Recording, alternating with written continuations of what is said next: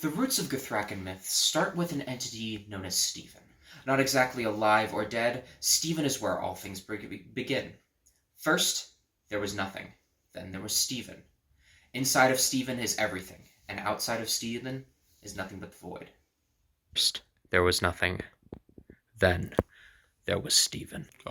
This eternal Stephen, however powerful, could not avoid the thralls of hunger.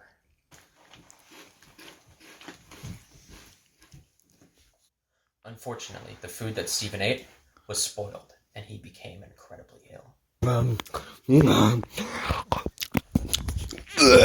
From the vomit that remained from Stephen's throw-up, the entire earth was formed. It became the earth, the sky, the heavens, everything.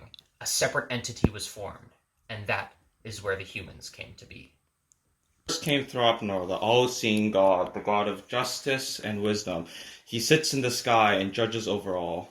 The next god is Sofa King, the god of the earth, the creator of all earthly beings, and generally considered the trickster of the gods.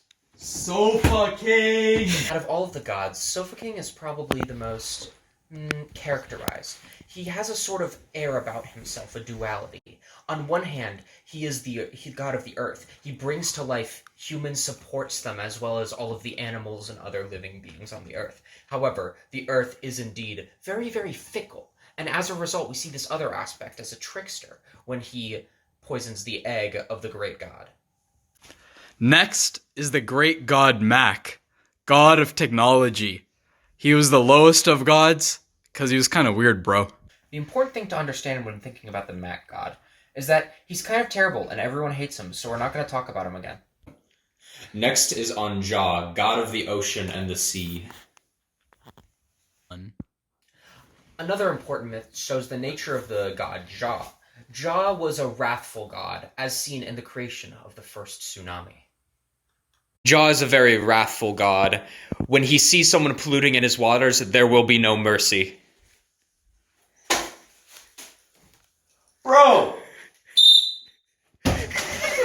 That splash created the first tsunami ever seen, and thus it is said that tsunamis are a direct result of Jah angry at the men of the world polluting. Finally is Stickman. Firstly, he is the god of sticks. Secondly, he is the god of the human condition, for he is made of just but sticks, and like human existence, the sticks are bound to crumble into nothingness. Stickman is a god made of sticks. Now you may think, why would a god be made of sticks? And that's the kind of questioning that Stickman supports.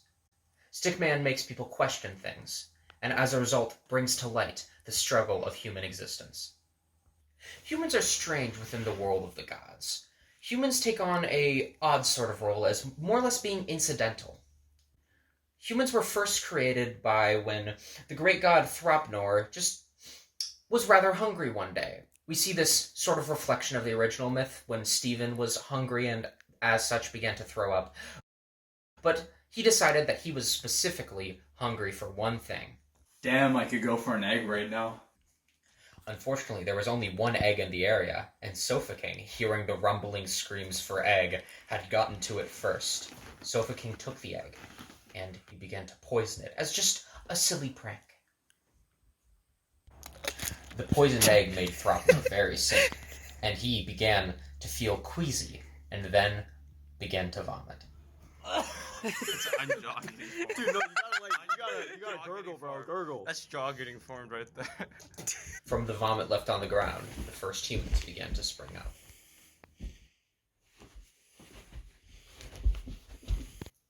Humans are in a strange place. They're one of the few creatures of Earth that aren't directly descended from Sofa King. And as such, the gods have more interest in them specifically. And that's why they specifically, unlike any other animal, give worship to the gods. They respect the gods, they fear the gods, and they desire their power. That's why Thrapnor sits up in the sky and judges them and chooses whether or not they go from one place to another. Nice. Salvation in Stephen's kneecaps.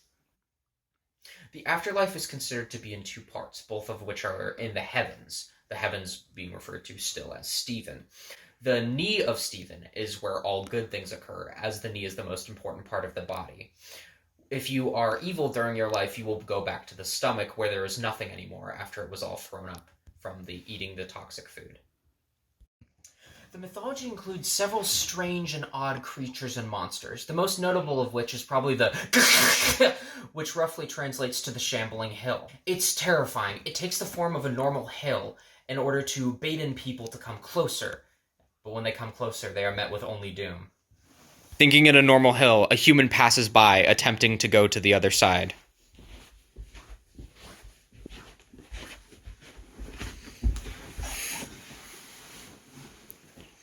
Almost instantly killed. The shambling mound was considered to be a creation of Sofa King, as he is generally the source of the majority of the monsters. Most of the monsters are born from Earth, separate from the humans, but similar to everything else. They're more aspects of life rather than some type of foreign creature. But as scary as the shambling hill is, there's one that is far, far worse. Even the hill cannot compare to the most feared monster of all, the proletariat. Witness as a normal human encounters the proletariat. Redistribute the property. I'll send you to the gulags. Terrifying. What you need to understand about culture at the time is that it was very much a wealth-based culture. Wealth was considered to be power and glory, and thus everyone managed and was focused on the idea of wealth. Specifically, the proletariat was created out of this idea and a fear of the idea of spreading it around. If everyone had the equal wealth, then there would be nobody who had more power. Nobody wanted their things to be stolen and spread elsewhere. 1. Though the most important and arguably the most popular rite in the mythology, it was to Stickman. When people needed guidance for the future, they would look no further than the prophet of Stickman. A weary traveler approaches the prophet. Upon reaching the prophet, he brings tidings of music and an attempt to summon Stickman, as is traditional. Oh, Stickman. Hearing the call, Stickman approaches the prophet.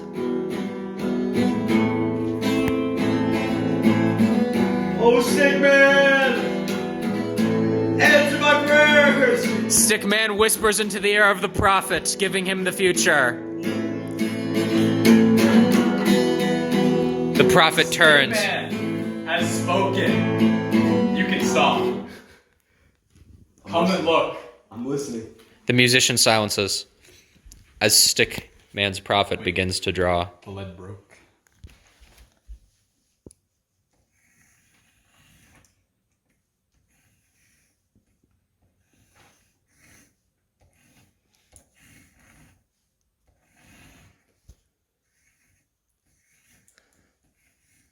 The prophecy is often confusing and sometimes undescribable, but nonetheless it is interpreted by the viewer. But what does this mean? All drawings are subject to interpretation. The oracle cannot be held accountable for any interpretations. Please sign right there. You got a pen? Yeah. Just put it back on the ground. Alright, got it. Oh, Yeah. Yeah. Oh, Stickman! Oh, Stickman! And thus the ritual is complete. Thropnor, Stickman, Sofa King, Ja. The four gods may seem in the past now, but their reflections on human society and human nature are seen to this very day. They may be in our past, but with them we can look to the future. Except for the great Mac, he's still the real god.